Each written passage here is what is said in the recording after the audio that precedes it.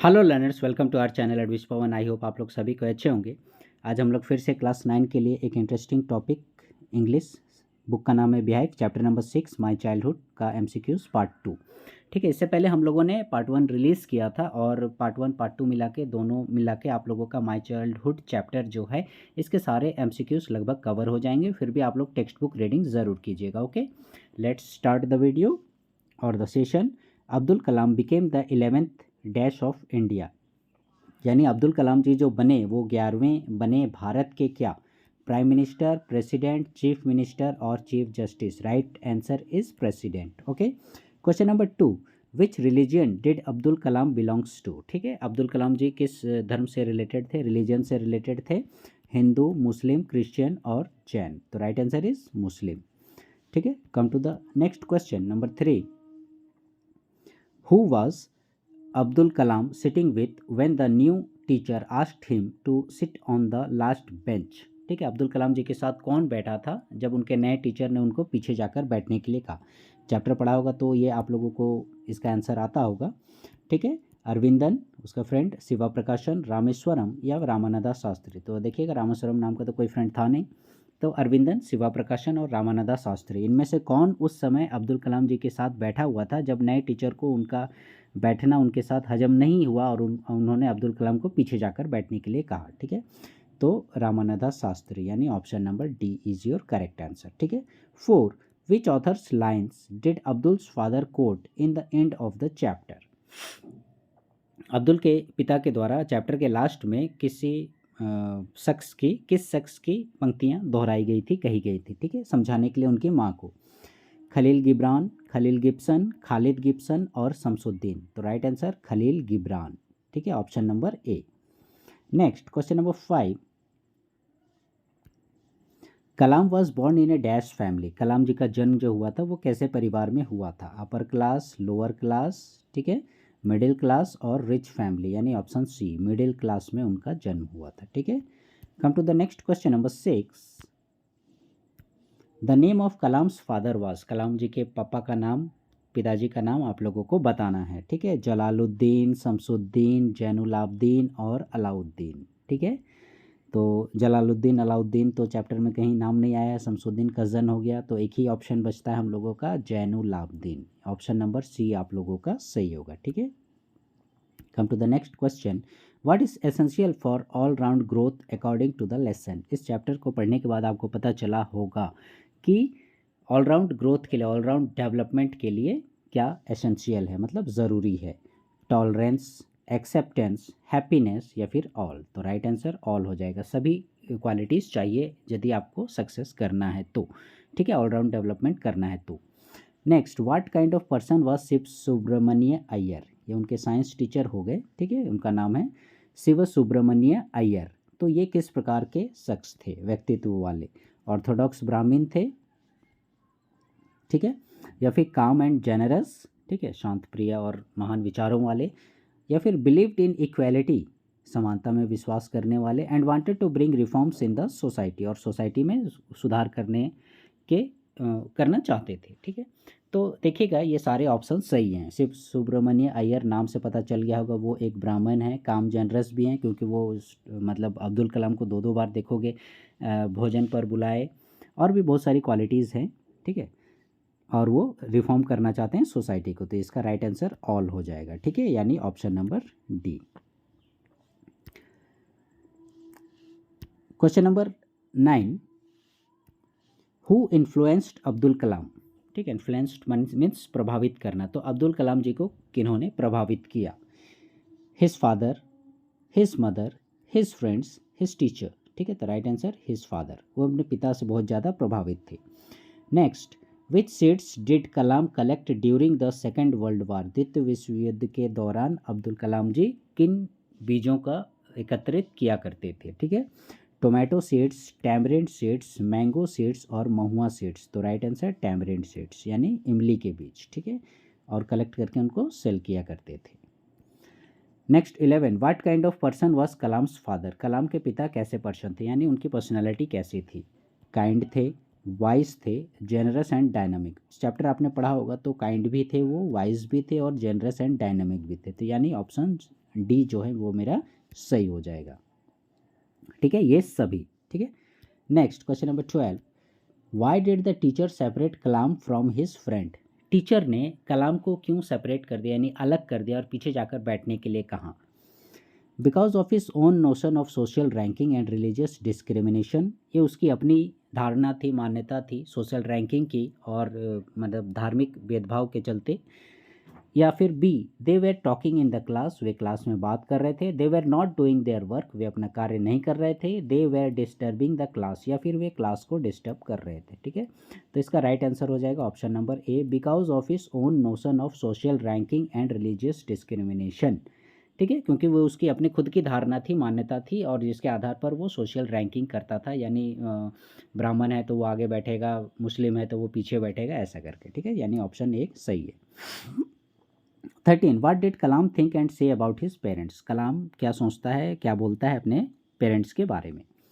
They were toll handsome and wise, they were short handsome and wise, they were fat handsome and poor, they were short handsome and rich. ठीक है, तो देखिएगा आप लोग options कैसे छांटिएगा। ठीक है, सबसे पहली बात तो हमने बताया जैसे उनका जन्म पुअर फैमिली में हुआ था। ठीक है, तो इसमें जो है आप लोगों का रिच वाला यानी ये वाला डी ऑप्शन ऐसे ही माइनस हो गया।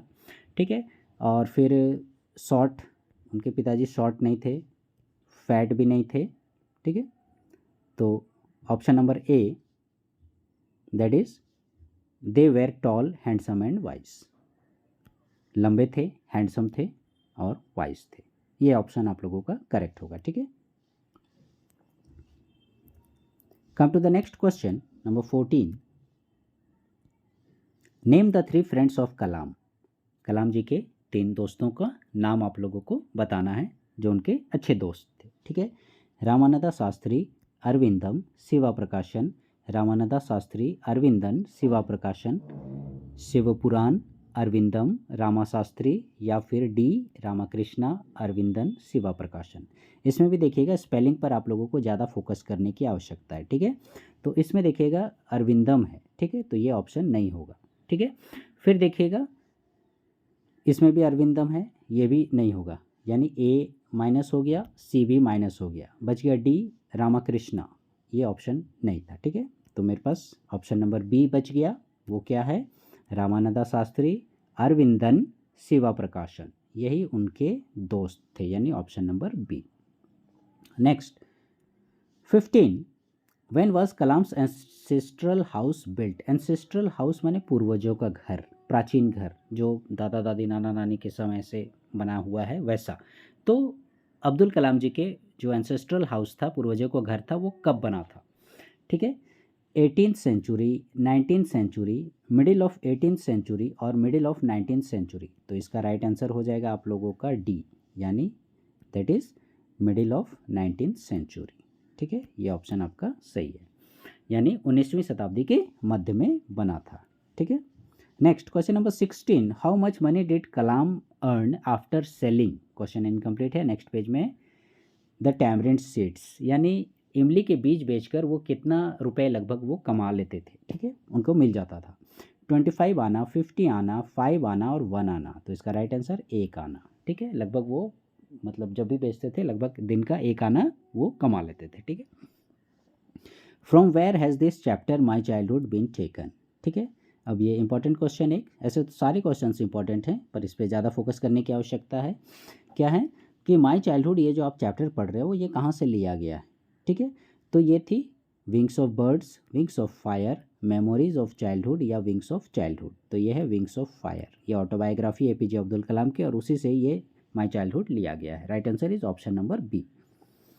18, who want the teacher not to spread communal intolerance. ठीक है, किसने जो है टीचर को वार्निंग दिया, यानी धमकाया, चेतावनी दी, क्या कि मत फैलाओ कम्युनल इंटॉलरेंस, यानी भाई भाई के नाम पर, समाज के नाम पर, धर्म के नाम पर, क्षेत्र के नाम पर आप भेदभाव मत करो। ठीक है, जो टीचर ने, याद करो, अब्दुल कलाम को बैक बेंच पर जाके बैठने के लिए बोल दिया था, वही चीज़। ठीक है, तो किसने फिर क्या होता है, दोनों अपने अपने माता पिता को बताते हैं। अब्दुल कलाम अपने माता पिता को बताता है और रामानंदा शास्त्री उसके साथ बैठा था, वो भी अपने पापा को जाके बताता है। ठीक है, तो उनके जो पिताजी थे पक्षी लक्ष्मणा शास्त्री, वो मंदिर के हाई प्रीस्ट थे, पुजारी थे, और वही आकर इन्हें चेतावनी दी कि तुम यदि ठीक से बच्चा लोग में जहर घोलोगे, भेदभाव का, जाति का, रंग का या किसी भी प्रकार से धर्म के आधार पर, तो तुमको ये जगह छोड़कर जानी पड़ेगी, स्कूल क्या ये पूरे जगह छोड़कर जाना पड़ेगा, ऐसा करके धमका दिया था। ठीक है, तो वो मान गए थे। फिर तो वही चीज़ बोल रहा है कि किसने धमकी दी थी उस टीचर को। रामानंदा शास्त्री, ये तो स्टूडेंट हो गया, ये नहीं। लक्ष्मणा शास्त्री, भरत शास्त्री या फिर शत्रुघ्न शास्त्री। ठीक है, लग रहा है ना, राम लक्ष्मण भरत शत्रुघ्न चारों भाई हैं।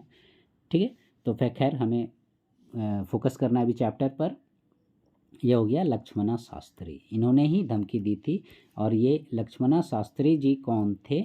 ये थे आपके रामानंदा शास्त्री के फादर। ठीक है, जो मंदिर के मुख्य पुजारी थे, और इन्होंने ही आकर उनको धमकी दी थी कि भाई आप ऐसे ऐसे बच्चों के बीच में जहर घोल रहे हो, ठीक है, उनको धर्म का पाठ पढ़ा रहे हो, ऐसा करके। ठीक है, तो ये लक्ष्मणा शास्त्री, पक्षी लक्ष्मणा शास्त्री इनका पूरा नाम था। ठीक है, next question number 19। How did Shiv Subramanya Iyer change his wife's notion? याद कीजिए, अब्दुल कलाम जी जब शिव सुब्रमण्य अय्यर साइंस टीचर जी के घर में खाना खाने गया था, तो मैडम ने यानी उनकी वाइफ ने उन्हें खाना परोसने से किचन में मना कर दिया था। ठीक है, तो ये शिव सुब्रमण्य अय्यर को अच्छा नहीं लगा और उन्होंने खुद से कलाम को सर्व किया, बांटा, खुद उनके साथ बैठकर खाए भी। तो यही बिहेवियर था जिससे कि उसकी वाइफ चेंज की। क्वेश्चन क्या बोल रहा है कि शिव सुब्रमण्य अय्यर ने अपनी पत्नी का नोशन कैसे चेंज किया, उसकी धारणा मान्यता को कैसे चेंज किया, जो वो हिंदू मुस्लिम में भेदभाव कर रही थी। By his own example and behaviour, by scolding her, उसको डांट कर, बाय बीटिंग हर, उसको पीट कर, बाय फोर्सिंग हर, या बलपूर्वक। ठीक है, तो इसका राइट आंसर हो जाएगा आप लोगों का पहला वाला ही option, by his own example and behaviour. ठीक है, 20 which symbol represented Kalam as a Muslim boy?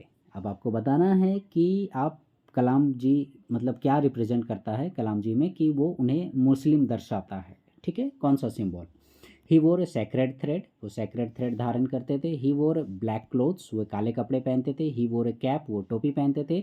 ही वोर ए वाइट क्लोथ्स, या फिर वो सफ़ेद कपड़े पहनते थे। तो ये देखा होगा पिक्चर में, आपने टेक्स्ट बुक पढ़ी होगी, तो वो राइट आंसर क्या होगा? ही वोर ए कैप, वो टोपी पहना करते थे। ठीक है, come to the next question number 21। Where did Kalam sell seeds? ये तो हमें पता चल गया कि कलाम जी सीड्स यानी टैमरिंड सीड्स बेचा करते थे। तो अब बात आई कि उन्हें कहाँ बेचा करते थे। Where did? In the market, to the sahukar, to the vendor, a provision store on a mosque street. तो देखिएगा, चैप्टर आपने नहीं पढ़ा होगा तो क्वेश्चन काफ़ी कंफ्यूजिंग है कि कहाँ बेचा करते थे। मार्केट पे भी, साहूकार को भी बेच सकते हैं, वेंडर को भी बेच सकते हैं, लेकिन इसका राइट आंसर है option number D, a provision store on a mosque street. ठीक है, ये 22 the first that earned money for Kalam was. ठीक है, ये क्वेश्चन भी आपको कन्फ्यूजन में डाल सकता है। ठीक है, कि आपको अब्दुल कलाम जी की पहली वो चीज़ बताना है, क्या है इनमें से, इन ऑप्शंस में थे जो कि उनको अर्निंग दिया, उनको मनी दिया। ठीक है, तो कलेक्टिंग एंड सेलिंग क्लोथ्स, ठीक है, जमा करना और कपड़े बेचना। ठीक है, कलेक्टिंग एंड सेलिंग न्यूज़पेपर, ठीक है, जमा करना और न्यूज़पेपर बेचना। Collecting and selling tamarind seeds, इमली के बीज। Collecting and selling tomato seeds, या फिर टोमेटो सीड्स। तो इसका राइट आंसर हो जाएगा आप लोगों का, देखिएगा दो ऑप्शंस में आप लोगों को कन्फ्यूज़न हो सकता है, collecting and selling newspaper and collecting and selling tamarind seeds. तो जहाँ तक फर्स्ट की बात आ रही है, पहले, ठीक है, तो दैट अर्नड मनी और मनी, ठीक है, तो वो हो गया आप लोगों का option number C, collecting and selling tamarind seeds. ठीक है, ये आप लोग का सही होगा।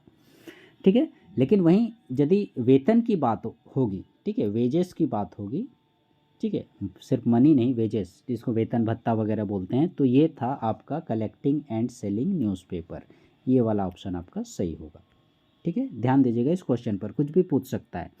ठीक है, तो वेजेस वगैरह वेतन भत्ते की बात की जाएगी तो सेलिंग न्यूज़पेपर, और ऐसे जनरल, क्योंकि इमली का बीज रोज़ तो वो बेच नहीं रहा है, जब मिला तब बेचा, ये रेगुलर इनकम नहीं होगी। ठीक है, लेकिन यहाँ बात हो रही है क्वेश्चन के अकॉर्डिंग कि फर्स्ट, ठीक है, पहले वो क्या कमाई किए थे, तो यही होगा collecting and selling tamarind seeds. ठीक है, 23 and the last one, when did Kalam become India's 11th president? ये तो हमें पता चला 11th प्रेसिडेंट बने थे भारत के। अब ऑप्शन है 2000, 2001, 2002, 2003। तो राइट आंसर इज 2002। ठीक है, 2002 में वो भारत के 11वें राष्ट्रपति बने थे। ओके, सो लर्नर्स, ये थे 23 इंपॉर्टेंट MCQs। ठीक है, and this questions are very important from the examination point of view. आप लोग ज़रूर इनको कॉपी में नोट डाउन कीजिएगा, रिवाइज कीजिएगा। ठीक है, फाइनल एग्जाम से पहले एक बार ज़रूर देख लीजिएगा, जिससे कि आप लोगों का इस चैप्टर से रिलेटेड कुछ भी क्वेश्चन ना छूटे, क्योंकि ये काफ़ी इंपॉर्टेंट चैप्टर है। ठीक है, so learners, please wait for the next video and stay connected with our channel advice Pawan, and please like share subscribe our channel. Thank you.